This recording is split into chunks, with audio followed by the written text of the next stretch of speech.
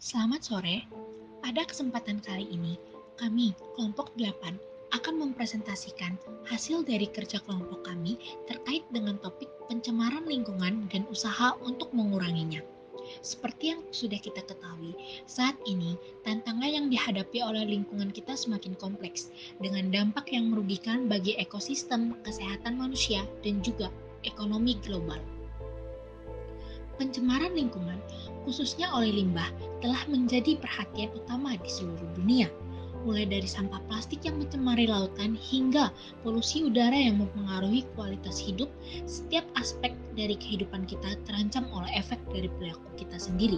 Namun, di balik tantangan ini, terdapat juga berbagai inisiatif dan solusi yang telah membuktikan bahwa perubahan positif bisa terjadi jika kita bersatu dan bertindak bersama. Oleh karena itu, selamat menyaksikan. Pengelolaan sampah merupakan proses yang melibatkan agen biologi, sediaan, dan bahan hasil kegiatan biologi. Pengelolaan dilakukan guna mengurangi dan menangani sampah. Pengelolaan ini dapat dilakukan dengan memilah antara sampah anorganik, yaitu sampah yang sulit terurai, dan sampah organik, yaitu mudah terurai dan berasal dari hayati. Jenis sampah ada dua, yaitu organik dan anorganik. Yang pertama, organik merupakan jenis sampah yang bisa diolah kembali, berasal dari hayati, dan dapat hilang sendiri atau mudah terurai. Yang kedua itu anorganik, merupakan jenis sampah yang dapat didaur ulang namun sulit untuk diuraikan dan tidak dapat terurai sendiri, cenderung berasal dari proses kimia atau proses teknologi. Pada bagian selanjutnya terdapat usaha untuk mengurangi pencemaran lingkungan, yang mana pada bagian ini terdapat dua poin besar. Poin yang pertama yaitu studi kasus atau praktik terbaik. Di sini, lokal maupun global harus menunjukkan inisiatif atau program pengolahan sampah yang sukses dari berbagai daerahnya. Pada poin ini, kelompok kami meninjau studi kasus lokal maupun global. Yang pertama, untuk studi kasus lokal, kelompok kami mengambil Kampung Pluit di Jakarta, yang mana Kampung Pluit ini merupakan salah satu kawasan yang padat di Jakarta. Kampung tersebut menghadapi masalah serius dengan sampah plastik yang mencemari sungai dan lingkungan sekitar kampung tersebut. Untuk mengatasi ini, masyarakat setempat bersama-sama dengan pemerintah setempat dan organisasi non-pemerintah memulai inisiatif pengelolaan sampah yang sukses. Mereka mulai dengan kampanye sadar lingkungan dan pengurangan plastik sekali pakai. Pemerintah setempat memfasilitasi program pengumpulan sampah terpisah dan mendirikan pusat daur ulang di kampung tersebut. Melalui pendekatan ini, mereka berhasil mengurangi pencemaran lingkungan secara signifikan dan menciptakan lingkungan yang lebih bersih dan sehat bagi penduduknya. Yang berikutnya, untuk studi kasus global, kelompok kami mengambil dari negara Swedia. Swedia dikenal dengan pendekatannya yang inovatif dalam pengelolaan limbah. Mereka berhasil mencapai tingkat daur ulang yang sangat tinggi, hampir 100%, dengan memanfaatkan teknologi pembakaran limbah yang ramah lingkungan untuk menghasilkan energi. Swedia juga menggalakkan kebiasaan pengembalian botol dan kaleng yang memberikan insentif kepada masyarakat untuk mengurangi limbah plastik. Poin kedua, yaitu keterlibatan dan pendidikan masyarakat. Pentingnya partisipasi masyarakat dalam menunjukkan inisiatif atau program pengelolaan sampah yang sukses dari berbagai daerah. Pada poin ini, kelompok kami mengangkat studi kasus pada kampanye bebas sampah di San Francisco, Amerika Serikat. San Francisco telah berhasil mengurangi jumlah sampah yang masuk ke tempat pembuangan akhir melalui kampanye bebas sampah. Masyarakat didorong untuk memisahkan sampah organik dan non-organik serta mengadopsi gaya hidup berkelanjutan.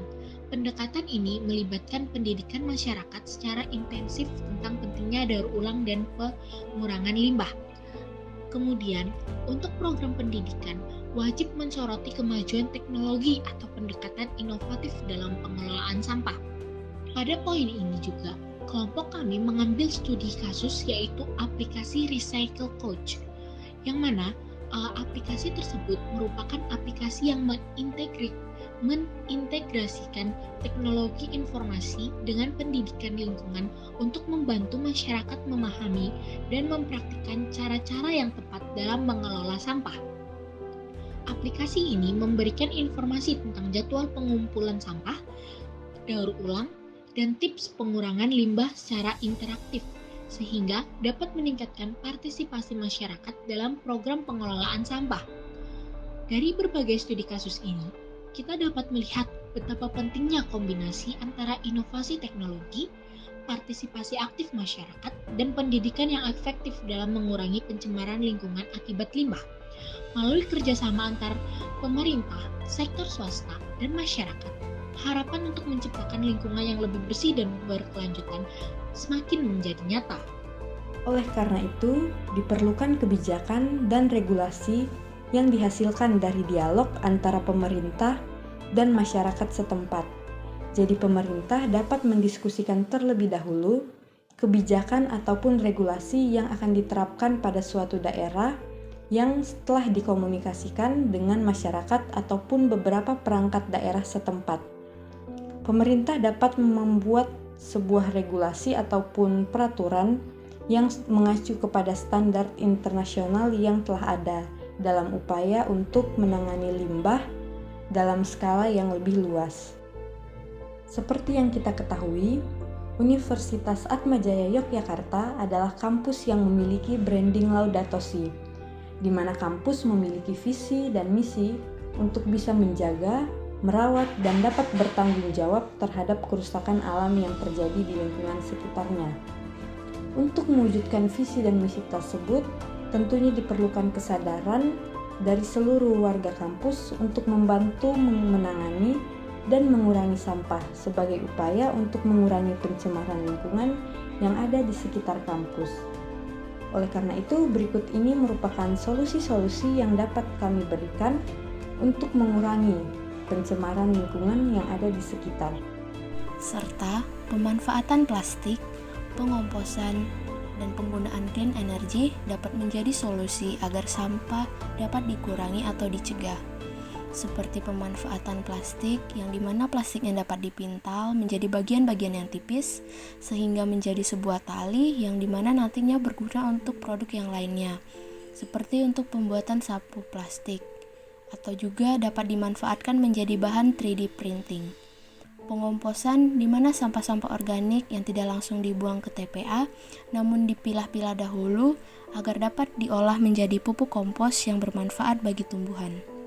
Serta clean energy atau energi terbarukan, di mana sampah dapat diolah menjadi biogas bila dipanaskan dan dikonversikan menjadi energi listrik serta dapat diolah sebagai BBM melalui proses pirolisis, di mana clean energy tersebut atau energi yang terbarukan tidak dapat habis karena banyak terdapat di alam dan akan terus-menerus diolah seperti angin, air, dan juga surya. Dalam mengakhiri presentasi kami hari ini, kami dari kelompok 8 ingin mengajak kita semua untuk mengingat bahwa pencemaran lingkungan adalah tanggung jawab bersama. Setiap langkah kecil yang kita ambil untuk mengurangi limbah dan mengelola sumber daya secara lebih efisien memiliki dampak yang besar dalam menjaga bumi kita tetap hijau dan sehat bagi generasi mendatang. Melalui inovasi teknologi, partisipasi aktif masyarakat, dan pendidikan yang berkelanjutan, kita dapat menciptakan perubahan positif yang berkelanjutan. Mari kita jadikan komitmen untuk menjadi agen perubahan dalam menjaga lingkungan kita, karena bumi ini adalah rumah kita bersama.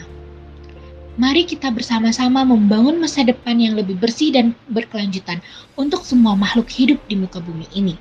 Akhir kata, kami dari kelompok 8 mengucapkan terima kasih banyak dan selamat berkontribusi bagi kita semua.